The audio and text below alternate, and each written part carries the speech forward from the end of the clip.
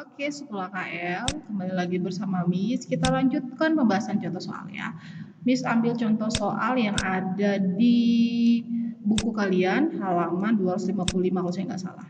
Nah, kita akan bahas bagaimana sih cara penyusunan jurnal penyesuaiannya. Nah, pertama yang harus kalian perhatikan adalah kalian pastikan dulu bahwa saldo ini balance. Ya, kalau tidak balance, segera bertanya kepada gurunya untuk diperbaiki. Kemudian untuk transaksi ini kan sudah dipermudah karena sudah ada akun yang harus dibuka, jadi kalian sudah terbantu. Ya, ibarat orang mau makan sudah ada pilihan menu, silahkan dipilih seperti itu. Nah, kemudian sekarang mari kita coba untuk menyusun penyesuaiannya. Ya, kita coba untuk menyusun penyesuaiannya. Saya tutup dulu.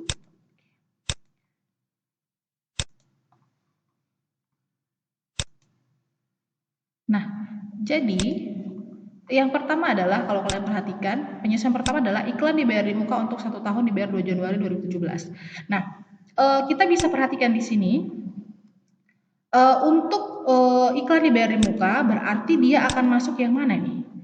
Penyesuaian yang mana? Jelas penyesuaian beban dibayar di muka. Nah, untuk penyesuaian beban dibayar di muka, perlengkapan, penghasilan teman di muka, itu kan ada pendekatan. Nah, kalau pendekatan neraca, kita akan mencatat nilai terpakai, sementara kalau pendekatan laba rugi, kita akan mencatat nilai tersisa. Nah, sekarang kamu harus bisa menentukan. Cara menentukannya adalah lihat ke neraca saldo. Tercatat sebagai apa dia?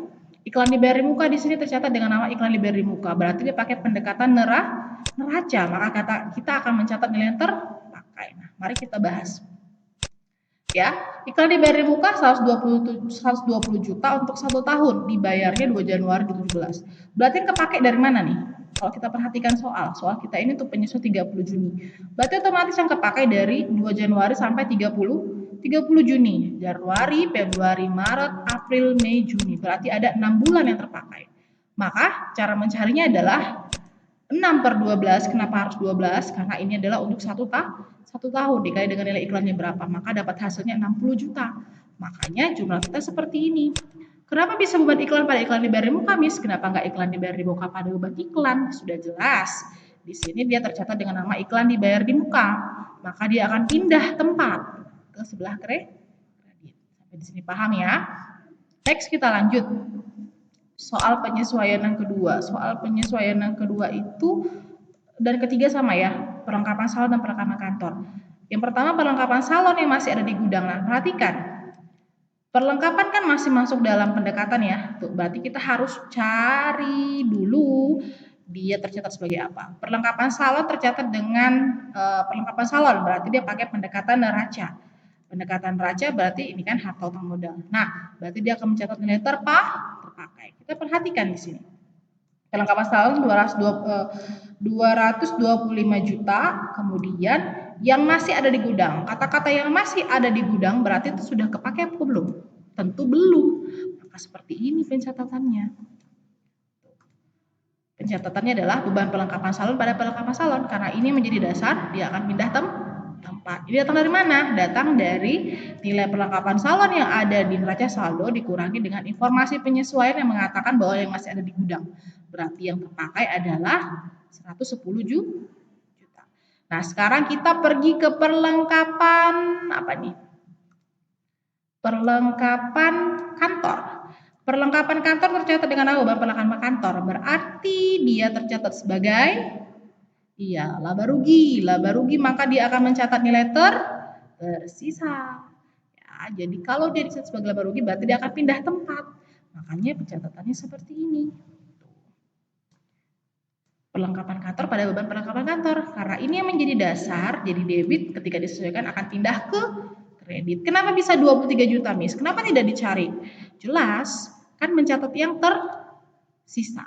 Sementara informasi soal bilang apa di sini? Informasi soal bilang perlengkapan yang masih ada berarti tersisa. Makanya kita tidak perlu mencari nilai. Nah, seperti itu ya. Next kita lanjut. Kita lanjut ke penyesuaian yang keempat. Peralatan disusutkan sebesar 10% per tahun. Kita perhatikan peralatan. Nah, untuk peralatan penyesuaiannya seperti apa? Tidak ada pendekatan ya, semuanya sama saja seperti ini. Beban penyusutan aktiva tetap pada akumulasi penyusutan aktiva tetap. Maka jurnalnya seperti apa? Karena peralatan berarti beban penyusutan peralatan. peralatan pada akumulasi penyusutan peralatan. Tidak mungkin beban penyusutan peralatan pada akumulasi penyusutan gedung. Nah, kenapa bisa mendapat 39.500.000, Miss? Hasilnya adalah berasal dari ini, kalau kamu bisa perhatikan rumusnya. 10% itu dari informasi soal bahwa penyusutan peralatan itu 10% per tahun. Ya, nilai peralatannya 790 juta. Kenapa bisa dibagi kali lagi dengan 6/12? Jelas, karena informasi soal di sini bilang itu untuk 1 tahun.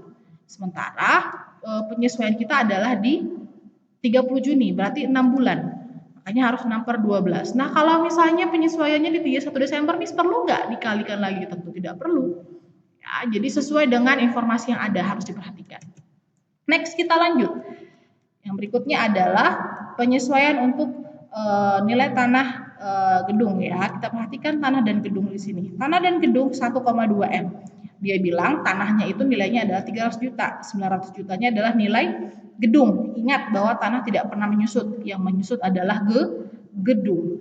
Disusutkan 5% per tahun. Nah, kita perhatikan lagi. Bagaimana pencatatannya? Nah, seperti ini pencatatannya. Beban penyusutan gedung pada akumulasi penyusutan gedung.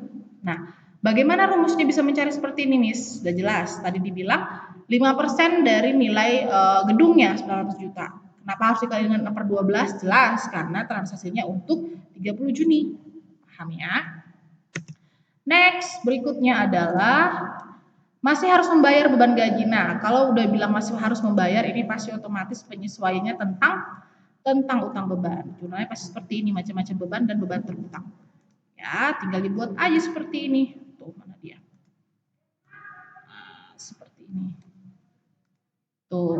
Kemudian tinggal masukkan angkanya. Next yang terakhir adalah penyesuaian untuk rekening koran. Nah, ini seperti ini. Gampang aja. Jadi tinggal diisi yang ada nilainya beban administrasi dan pendapatan bunga. Kas adalah selisihnya.